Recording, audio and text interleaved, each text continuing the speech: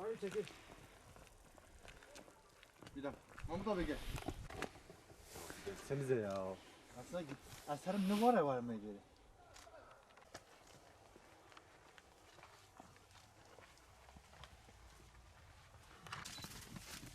Çok güzel. Bak güzel oldu. Gel gel tam bozmadan gel. Buraya. Gel kameranın yanına gel. Bir daha kaydır al. Parma haber verici onu.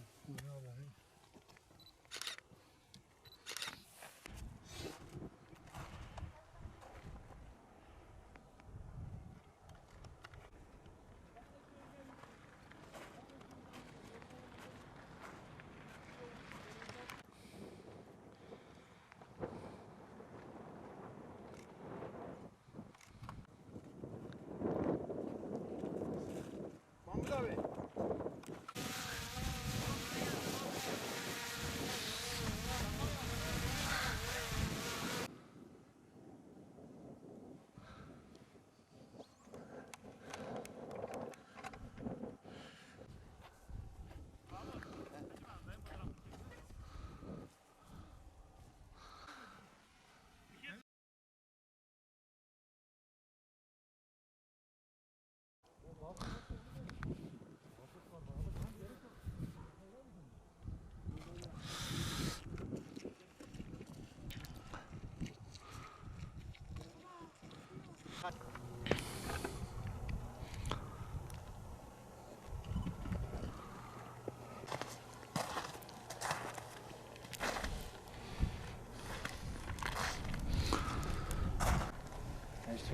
Bir dakika. Çekerken bir fotoğraf. Az biraz şurada durayım. Dön bu tarafa aşağı doğru orayı çekelim.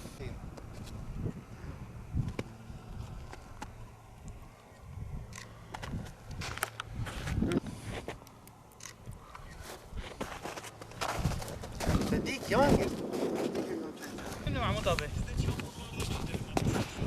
Canlı mı?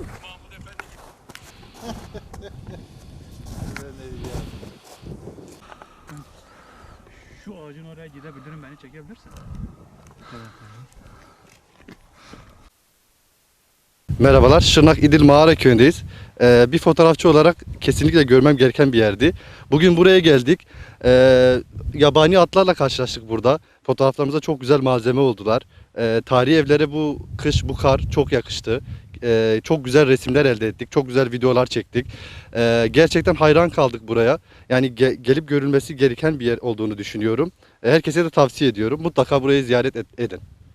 Merhabalar, Mecit Çevrim benim adım. Şırnak İdil ilçesinde yaşıyorum. Burada bulunduğumuz lokasyon da Şırnak İdil ilçesinde bağlı Mağara Köyü. Eski adıyla Kivak. Tarihi bir köy olduğu için fotoğrafçıların çok dikkat çektiği bir köydür. Biz daha çok bunu baharda, özellikle Nisan-Mayıs aylarında çok fazla turist alıyor.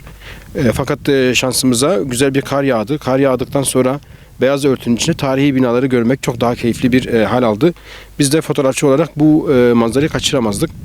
Şansımıza aynı zamanda koçerlerin yılkı atlarını burada serbest dolaşırken gördüğümüzde aynı zamanda hem tarihi binalar hem yılkı atları hem de kar örtüsünün içinde çok güzel fotoğraflar çektiğimizi düşünüyoruz. Bu çektiğimiz yerin Türkiye'deki bütün fotoğraf sanatçıları tarafından bilinmesini, tanınmasını ve ziyaret edilmesini istiyoruz. Bununla ilgili çalışmalarımızı yapmaktayız.